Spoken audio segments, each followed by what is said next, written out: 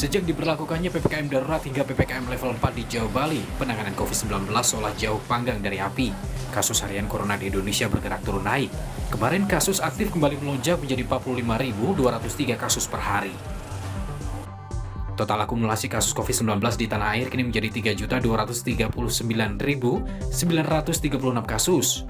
Kabar baik datang dari jumlah pasien sembuh. Kemarin 47.128 orang sembuh dalam sehari, tertinggi selama pandemi.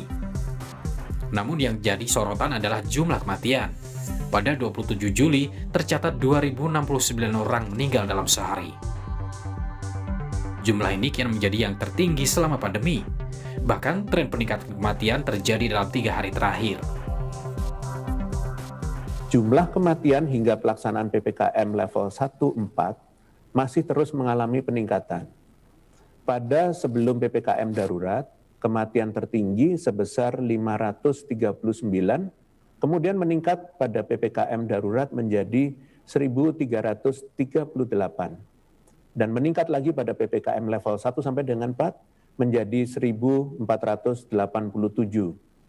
Perpanjangan PPKM level 1 sampai 4 ini salah satunya dilakukan untuk meningkatkan upaya penurunan kasus kematian semaksimal mungkin. Terus tingkatkan penanganan kasus utamanya pada pasien di ruang isolasi, intensif, dan IGD agar kematian dapat menurun. Provinsi Jawa Tengah menjadi wilayah penyumbang tertinggi dengan 417 kasus. Kemudian Jawa Timur 354 kasus, Jawa Barat 309 kasus, Lampung ada 255 kasus, dan DKI Jakarta sebanyak 184 kasus kematian. Kementerian Koordinator Bidang Kemaritiman dan Investasi Luhut Binsar Panjaitan menyebut kapasitas rumah sakit dan isolasi yang tidak terpantau menjadi penyebab tingginya angka kematian.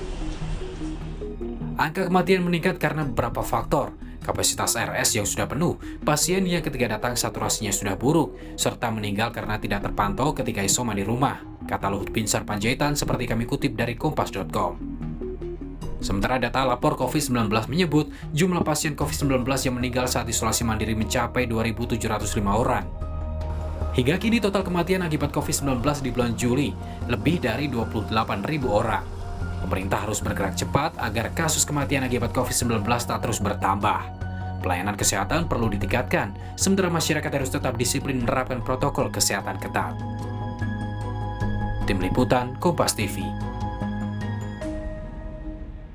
Saudara, kasus kematian COVID-19 di Indonesia semakin tinggi. Apa yang menjadi penyebabnya? Saat ini kita sudah terhubung dengan jurnalis Kompas TV, Adristia Sintia yang memantaunya.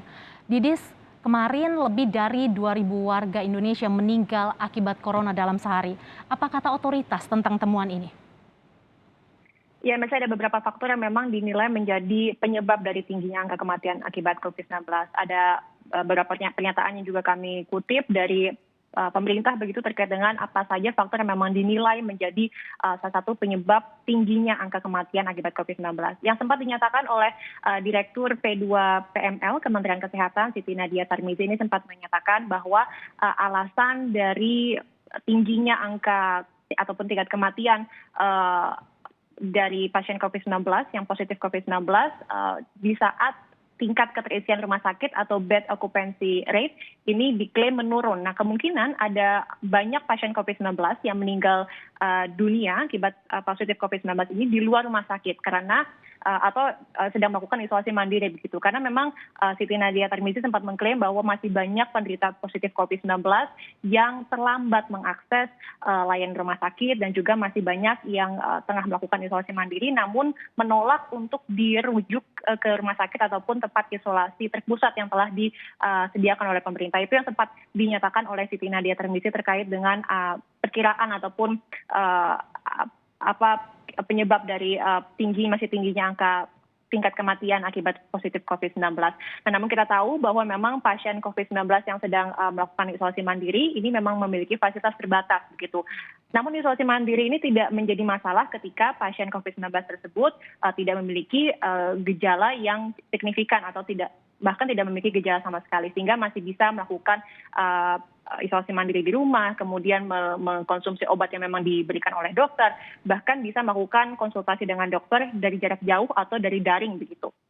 Namun ada beberapa kejadian yang bisa kita temukan di beberapa daerah di Indonesia yang memang pasien COVID-19 ini memiliki gejala awalnya, kemudian kondisinya semakin memburuk, memiliki saturasi oksigen yang rendah, dan saat itu juga ada beberapa kasus yang memang mereka kesulitan untuk mencari seperti ventilator ataupun oksigen, sehingga ini memperburuk kondisi mereka, sehingga ketika mereka dibawa ke rumah sakit sudah terlambat ataupun tidak sempat untuk dilakukan penanganan oleh pihak rumah sakit. Nah, ini ada beberapa kasus yang memang kita temukan di beberapa daerah di Indonesia, Mercy.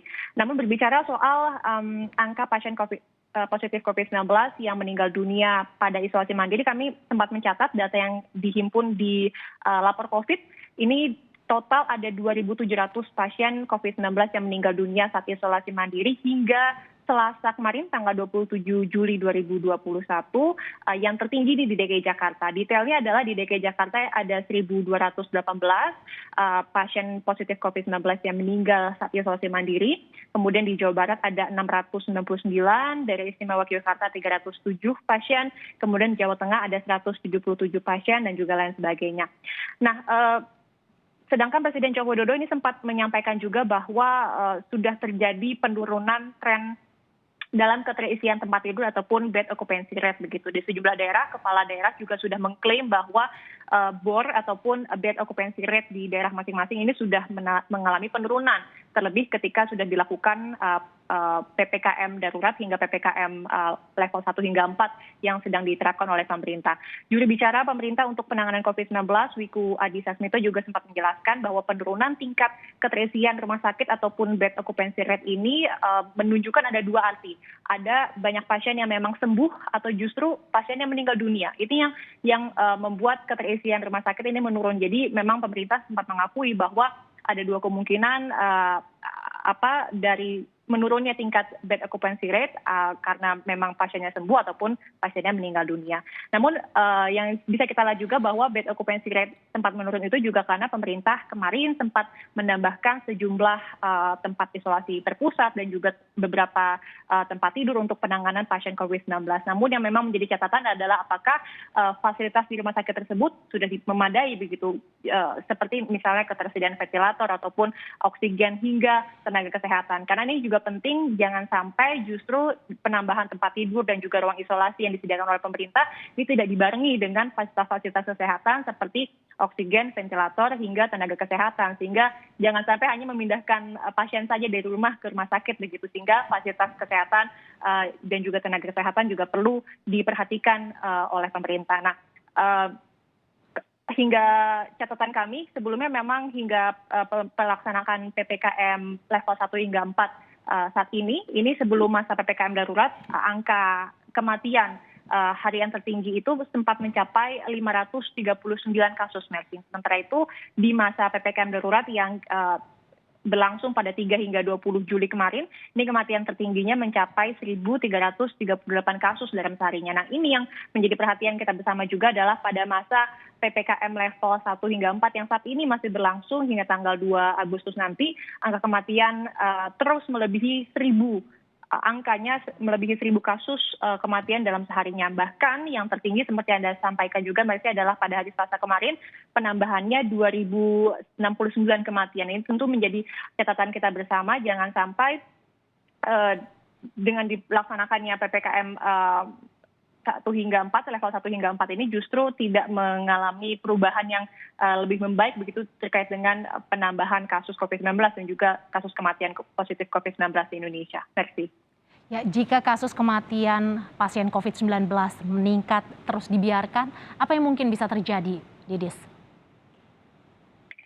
Ya, kami juga sempat mewawancarai beberapa narasumber, seperti salah satunya adalah epidemiolog Universitas Griffith Australia, Diki Budiman, yang sempat menyebut bahwa memang jika tidak ada penanganan yang cepat dan juga yang efektif begitu dari pemerintah, ini dikhawatirkan bisa kembali meninggi angka kematian di Indonesia akibat positif COVID-19. Bahkan Diki Budiman menyebut bahwa kemarin angka 2.000 lebih kematian akibat positif COVID-19 ini sudah bisa diprediksi oleh epidemiolog. Bahkan ia juga sempat memprediksi bahwa kasus kematian ini bisa hingga 5.000 kasus per harinya jika tidak ada perbaikan dalam penanganan COVID-19. Tentu ini kita tidak ingin hal ini terjadi, semakin banyaknya warga Indonesia yang kemudian meninggal dunia akibat positif COVID-19. Ada beberapa catatan yang memang disampaikan oleh epidemiolog Diki Budiman, yakni memberikan catatan bahwa pemerintah ini diminta untuk yang penting ini mempercepat 3T, Mercy dan juga saudara. Ada testing, kemudian tracing, dan juga treatment. Ini tujuannya adalah tentu untuk menghindari keterlambatan ya dalam mereka yang sedang terpapar virus corona, dan juga sehingga tidak semakin tersebar lagi dan bisa mengurangi angka kematian dari positif COVID-19. Nah, ini kita akan putarkan pernyataan dari Diki Budiman, epidemiolog. Kan ini sejak Juni lalu ya, bahwa prediksi saya menjelang puncak yang akhir Juli ini angka kematian memang akan menembus 2.000 ya. Itu sudah bisa diprediksi dengan kasus infeksi harian itu sekarang tuh sudah 200.000 setidaknya. Saat ini kan kecil sekali di tengah angka kematian tadinya tinggi, yang tadi saya bilang prediksinya harusnya sekarang setidaknya kita temukan ya 100.000 itu udah nggak usah kaget ya. Tapi tidak kita temukan juga. Nah, nanti kita akan mengalami puncak ya, yang namanya puncak kematian. Bisa lebih dari 2.000. Bahkan terburuknya bisa 5.000 sehari. Nah, ya, ada sejumlah upaya juga sudah dilakukan oleh pemerintah. Salah satunya adalah PPKM level 1 dan 4 yang hingga saat ini masih dilakukan hingga tanggal 2 Agustus nanti. Presiden dan juga saudara, masih ada 5 hari lagi untuk kita melihat apakah memang upaya ini efektif atau tidak. Tapi dalam waktu itu, selain kita mengevaluasi upaya yang dilakukan oleh pemerintah, ada baiknya juga masyarakat ikut berkontribusi untuk tentunya memerangi COVID-19 ini, dan juga membantu untuk mengurangi nilai ataupun angka dari positif COVID-19 di Indonesia dengan tentunya menerapkan 5M itu yang paling penting. Merci. Terima kasih jurnalis Kompas TV Adristia Sintia atas laporan Anda.